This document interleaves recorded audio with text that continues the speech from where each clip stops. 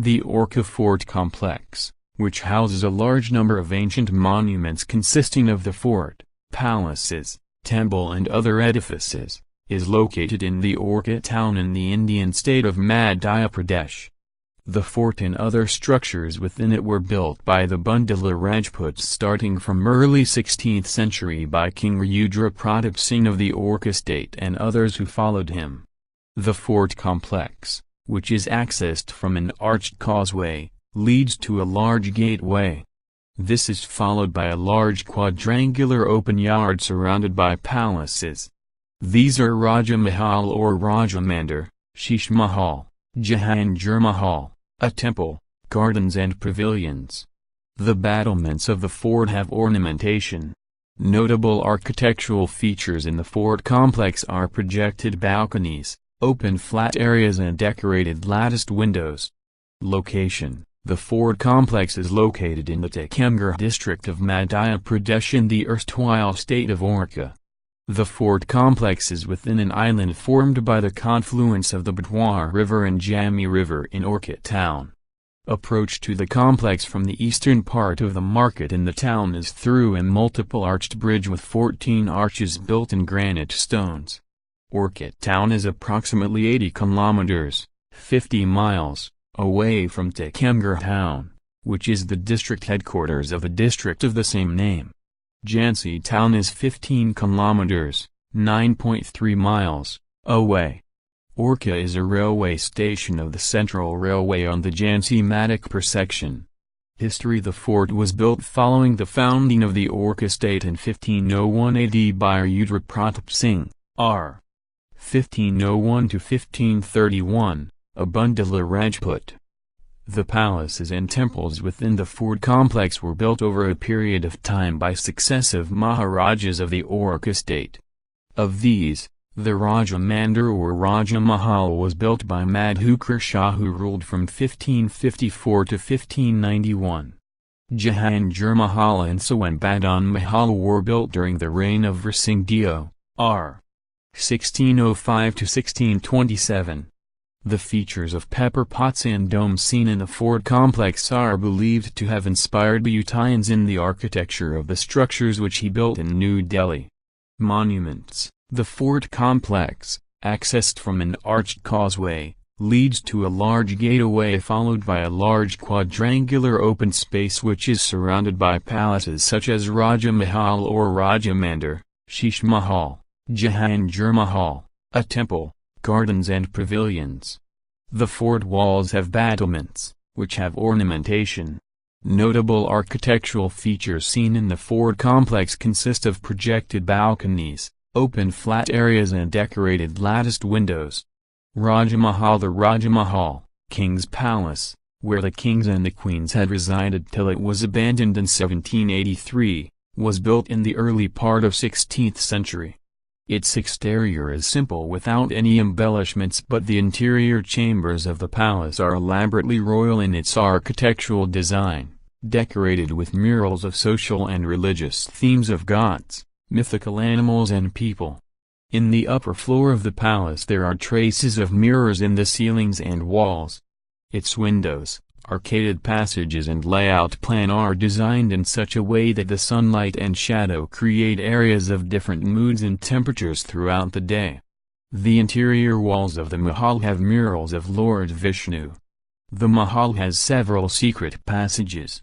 A part of this Mahal was converted into a temple and named Rama Raja Temple in honor of the god Rama. There is legend associated with naming it as a temple. According to a local legend, the temple was built following Rani Ganeshkawari, the queen getting a dream visitation by Lord Rama directing her to build a temple for him. While Madhukar Shah was a devotee of Krishna, his wife's dedication was to Rama. Following this, a new temple known as the Chaturbhuj temple was approved to be built, and the queen went to Ayodhya to obtain an image of Lord Rama that was to be enshrined in her new temple. When she came back from Ayodhya with the image of Rama, initially she kept the idol in her palace as the Chaturbhuj temple was still under construction. She was, however, unaware of an injunction that the image to be deified in a temple could not be kept in a palace. Once the temple construction was completed and the idol of the Lord had to be moved for installation at the Chaturbhuj temple, it refused to be shifted from the palace. Hence, instead of the Chaturbhuj temple, the Rama's idol remained in the palace, whereas the Chaturbhuj temple remained without an idol in its sanctum.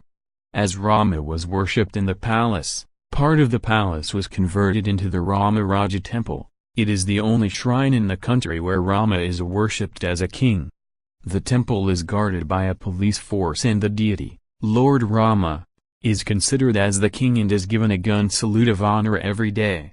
Sheesh Mahal is flanked on either side by the Raja Mahal and the Jahangir Mahal. This has royal accommodation, which was built for King Udait Singh. It has now been converted into a hotel. The interior of this edifice consists of a huge impressive hall with high ceiling, which is the dining hall. Its recent color scheme renovations are an eyesore. But staying in two of its royal suites on the upper floor, which provide scenic views of the town, gives the guest a feeling of royalty. Jahangir Mahal is a palace that was exclusively built by Birsingh in 1605 to humor the Mughal Emperor Jahangir, who was a guest of the Maharaja for one night only. The palace is built in 4 levels with elegant architectural features of both Muslim and Rajput architecture. Its layout is a symmetrical square built in the inner courtyard of the fort and has 8 large domes. It has a plethora of rooms with arcaded openings, projecting platforms and windows with lattice design work. The roof above top floor of this mahal is accessed through a steep stairway. It provides picture-perfect views of the temples and the Betwar River outside the fort complex. The palace also houses a small archaeological museum. The entrance gate from this palace, which was earlier the main gate and which has carved ornamentation, leads to the royal baths and then to an elegant small dwelling unit built within the garden in typical Mughal architectural style. This had been built exclusively for Rai Parveen, the female escort of the Raja Indramani, 1672–76. Her large-size portrait in a revealing and seductive attire adorns hall in this mahal. She was a poet and musician. The building is a double-storied structure built with bricks, rising to the height of the trees in the well-tended garden called Anand Mahal. The garden is laid out with octagonal flower beds and has good network of water supply.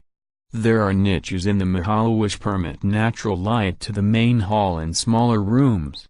It is said that Emperor Akbar, r. 1556–1605, who was enamored by Parveen's beauty, had taken her to his palace in Agra to be his courtesan. But Parveen, who wanted to get out of the situation, composed a Ghazal couplet which stated her status as an already used woman not fit for an emperor, which enabled her to get release from Akbar's court and return to Orchha. Fulba is an elegantly laid out garden in the fort complex which has a line of water fountains that terminates in a palace pavilion which has 8 pillars. Below this garden is an underground structure which was used by the royalty as a cool summer retreat. This cooling system consists of water ventilation system that is linked to an underground palace with Chandan Kataro, which is in the shape of a bowl from where fountains of droplets trickle through the roof creating rainfall.